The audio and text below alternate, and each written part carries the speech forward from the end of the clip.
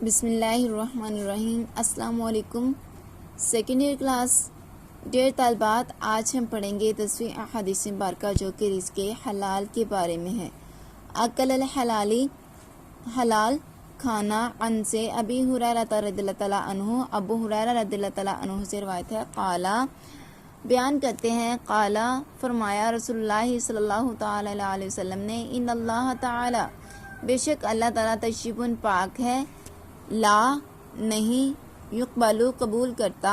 الا مگر طیباً پاک چیز۔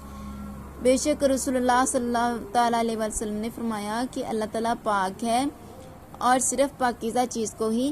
قبول فرماتا ہے۔ وَإِنَّا، اور بے شک، وَإِنَّ اللہ تعالیٰ بے شک اللہ تعالیٰ نے امارا، امر حکم کو کہتے ہیں، امارا حکم دیا، امر المؤمنین مؤمنین کو حکم دیا یا مومنوں کو حکم دیا، بما جو امرا بھی، ساتھ اس کے جو حکم دیا، بہ المرسلین جو رسولوں کو حکم دیا۔ یقیناً اللہ تعالیٰ نے مومنوں کو وہی حکم دیا ہے جو کہ رسولوں کو حکم دیا ہے۔ فقال تعالی، پس اللہ تعالیٰ نے فرمایا، یا ایھا الرسول،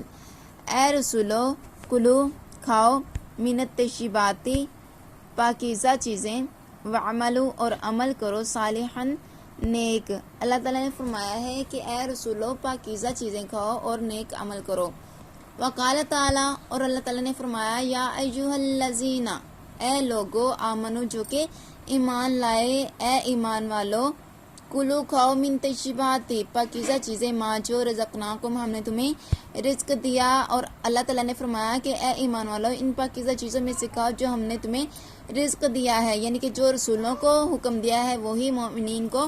حکم دیا گیا ہے۔ ثم پھر ذکر کیا، الرجلی آدمی کا، یعنی کہ ایسے آدمی کا ذکر کیا، یطیل لمبا، سفر جو کہ لمبا سفر کرتا ہے، اشعثا الجھے ہوئے بالوں والا، اغبرا غبار آلودہ، یمدو پھیلاتا ہے، یدیہ اپنے ہاتھ، یہاں پہ ہی ضمیر ہے جو کہ اس آدمی کی طرف اشارہ کر رہی ہے۔ یمدو پھیلاتا ہے، یدیہ اپنے ہاتھ، الی السماء آسمان کی طرف، یا ربی یعنی کہ وہ شخص کہتا ہے، یا ربی، یا رب، یا ربی، یا رب، مطعمہ اس کا کھانا، حرام حرام اس کا کھانا حرام، ومشربہ اور اس کا پینا، حرام حرام، وملبسہ حرام اور اس کا لباس حرام، وغذیا اور غذا دیا گیا یا خوراک دیا گیا، بالحرام حرام کے ساتھ۔ فَأَنَّا تو کہاں، یستجاب جواب دیا جائے گا، لہو اس کو، یعنی کہ اس کی دعا کا کس طرح سے جواب دیا جائے گا، کہ بے شک ایسے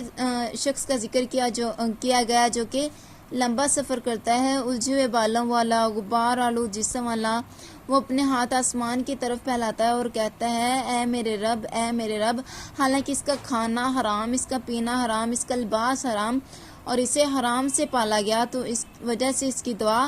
کیسے قبول ہو سکتی ہے۔ تو ڈیئر اسٹوڈینٹس، یہ اربعین نبوی کی 10ویں احادیث مبارکہ، جس میں سب سے پہلے اللہ تعالیٰ کے رسولوں کی طرف رزق حلال کی نسبت کی گئی ہے،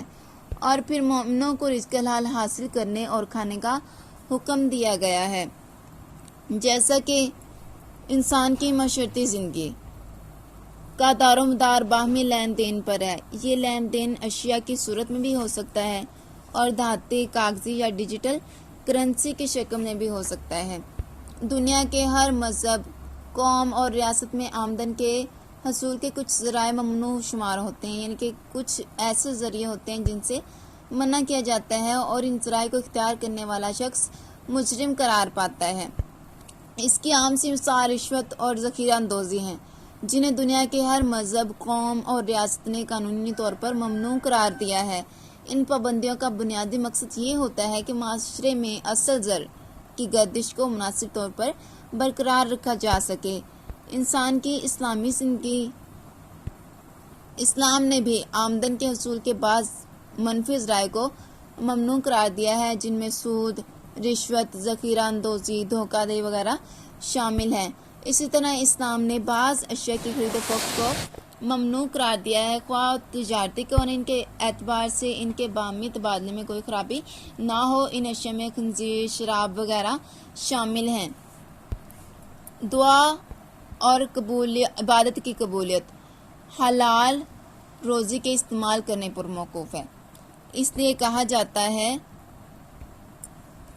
کہ دعا کے دو بازو ہیں، ایک عقل حلال، دوسرا صدق مقال، یعنی حلال اور پاکیزہ کمائی اور سچ بولنا، عقل حلال، حلال کمائی، حلال کھانا، صدق مقال اور سچ بولنا۔ جو حلال کی کمائی کھاتا ہے، رسولوں کے طریقے اور سنت پر چلتا ہے، لوگوں کو ایذا رسانی، ان کو تکلیف دینے سے بچتا ہے، وہ آدمی جنتی ہے۔ رسول اللہ صلی اللہ تعالی وسلم نے فرمایا کہ جس نے پاکیزہ کمائی کھائی، سنت کے مطابق کام کیا اور لوگ کو اپنی ایذا رسانی سے امن میں رکھا، وہ جنت میں داخل ہوگا۔ حضور کریم صلی اللہ تعالی علیہ وسلم نے فرمایا کہ جب تم میں یہ چار باتیں موجود ہوں تو دنیا کے چھوٹ جانے سے کوئی حرج نہیں ہے۔ ایمانت کی حفاظت، بات کی سچائی، کھانے پینے میں پاکیزگی یعنی پاکیزہ روزی۔ رزق حلال کے لیے صحابہ کیسے کوشش کرتے تھے؟ حضرت ابن عباس رضی اللہ تعالیٰ عنہ فرماتے ہیں کہ رسول اللہ صلی اللہ تعالیٰ علیہ وسلم کے سامنے اس آیت کریمہ کی تلاوت کی گئی، اے لوگو تم زمین کی پیداوار میں سے حلال اور پاکیزہ کھاؤ۔ تو حضرت سعد بن ابی وقاص رضی اللہ تعالیٰ عنہ نے کھڑے ہو کر عرض کیا، یا رسول اللہ صلی اللہ تعالیٰ علیہ وسلم، اللہ تعالیٰ سے میرے لیے دعا فرما دیجیے کہ مجھے مستجاب الدعوات بنا دے، یعنی کہ مستجاب الدعوات اس شخص کو کہا جاتا ہے جس کی ہر دعا قبول ہو جائے، ہر دعا کو قبول کیا جائے۔ انہوں نے فرمایا کہ میرے لیے دعا فرما دیجیے کہ اللہ تعالیٰ مجھے مستجاب الدعوات بنا دے، یعنی میری دعا قبول فرما لیا کرے۔ تو آپ صلی اللہ تعالی وسلم نے فرمایا کہ اے سعد، حلال کی کمائی کھاؤ، تم مستجاب الدعوات ہو جاؤ گے، یعنی تمہاری دعا قبول ہوگی۔ خدا کی قسم، جب بندہ حرام کا لقمہ پیٹ میں ڈالتا ہے تو 40 روز تک اس کا کوئی عمل قبول نہیں کیا جاتا، اور جس بندے کا گوشت حرام سے پلا ہو تو جہنم کی آگ اس کے بہت لائق ہے۔ اس کے علاوہ آپ صلی اللہ علیہ وسلم نے ایک اور بھی حدیث مبارکہ میں فرمایا کہ جس نے 10 درہم کا کپڑا خریدا، اس میں 1 درہم حرام کا تھا، تو جب تک کپڑا اس کے بدن پر رہے گا اللہ تعالیٰ اس کی نماز قبول نہیں فرمائے گا۔ حضرت ابن عباس رضی اللہ تعالیٰ عنہ فرماتے ہیں کہ جس کے پیٹ میں حرام کا لقمہ گیا اللہ تعالیٰ اس کی نماز قبول نہیں فرماتا۔ حرام رزق سے عبادت، اللہ تعالیٰ پاک ہے اور صرف پاکیزہ چیزوں کو قبول فرماتا ہے، جیسا کہ اس حدیث مبارکہ میں بھی ہے۔ رسول اللہ صلی اللہ تعالیٰ علیہ وسلم نے فرمایا کہ بغیر پاکیزگی کے نماز قبول نہیں ہوتی، حرام مال سے صدقہ قبول بھی نہیں ہوتا، یعنی حلال کمائی کا صدقہ قبول کیا جاتا ہے اور حرام کمائی کا صدقہ قبول نہیں ہوتا، جس کا ذکر قرآن مجید میں ہے، جیسا کہ اللہ تعالیٰ نے فرمایا، اے ایمان والو اپنی حلال کمائی میں سے خرچ کرو جو ہم نے تمہارے لیے زمین سے پیدا کیا ہے، اور اس میں سے خرچ کرو، اور حرام مال اللہ کے راستے میں خرچ کرنے کا ارادہ مت کرو، اور خود تم اس خراب مال کو نہیں لوگے، یہ کہ تم چشم پوشی کر جاؤ تو یہ دوسری بات ہے۔ حرام کھانا اور خرچ کرنا دونوں منع ہیں۔ اللہ تعالیٰ نے ناجائز اور حرام مال کے خرچ کرنے سے منع فرمایا ہے، کیونکہ حرام مال خبیث اور ناپاک ہے، وہ گناہ کو پاک صاف نہیں کر سکتا۔ حضرت سفیان ثوری رحمۃ اللہ علیہ نے کیا ہی فرمایا کہ جو شخص اللہ کی اطاعت میں حرام مال خرچ کرے، اس کی مثال ایسی ہے جیسے ناپاک کپڑے کو پیشاب سے پاک کرے، اور یہ ظاہر بات ہے کہ ناپاک کپڑے کو پاک پانی ہی پاک کر سکتا ہے، اسی طرح گناہ کو صرف حلال صدقہ خیرات پاک کر سکتا ہے، اس کے علاوہ کچھ بھی نہیں۔ رسول اللہ صلی اللہ تعالی وسلم نے فرمایا کہ اللہ تعالیٰ نے تمہارے درمیان میں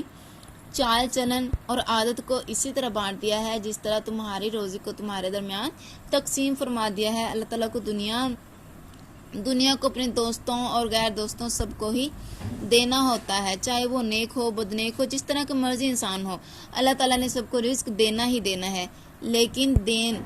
تو صرف اپنے دوستوں کو ہی عنایت فرماتا ہے، دین کی جو بھلائی کا کام ہے صرف اپنے دوستوں کو، اپنے محبوب بندوں کو ہی سونپتا ہے۔ جس کو اللہ تعالیٰ نے دین دے دیا ہے اس کو اپنا پیارا دوست بنا لیا۔ خدا کی قسم، بندہ اس وقت مسلمان ہو سکتا ہے جب اس کا دل اور زبان مسلمان ہو جائیں، اور ایماندار اس وقت ہو سکتا ہے کہ جب اس کا پڑوسی اس کے ظلم اور تکلیفوں سے امن میں رہے۔ رزق حرام اور صدقہ خیرات، جو شخص حرام کمائی کر کے صدقہ خیرات کرے تو وہ صدقہ اللہ کے نزدیک قبول نہیں ہوتا، اور جو خرچ کیا جائے اس میں برکت نہیں ہوگی، اپنے مرنے کے پیچھے چھوڑ گیا تو وہ مال اس کے لیے جہنم کا سبب ہوگا۔ اس حدیث کے آخر میں نبی کریم صلی اللہ تعالی وسلم نے یہ بات ارشاد فرمائی کہ جو شخص حرام کھاتا پیتا پہنتا ہے اس کی دعا قبول نہیں ہوتی۔ تو ہمیں اس بات پر غور کرنا چاہیے کہ ہمارا اپنا ذریعہ آمدن ناجائز تو نہیں ہے، اور اس بات کا بھی جائزہ لینا چاہیے کہ جو شخص ہمیں ہمارے ادارے کو نظر و نیاز چندے کے نام پر جو کچھ بھی یا جو رقم دے رہا ہے کہیں وہ ناجائز ذریعے سے تو حاصل نہیں کی گئی۔ اللہ عز و جل ہمیں عقل حلال کھانے کی توفیق عطا فرمائے، آمین۔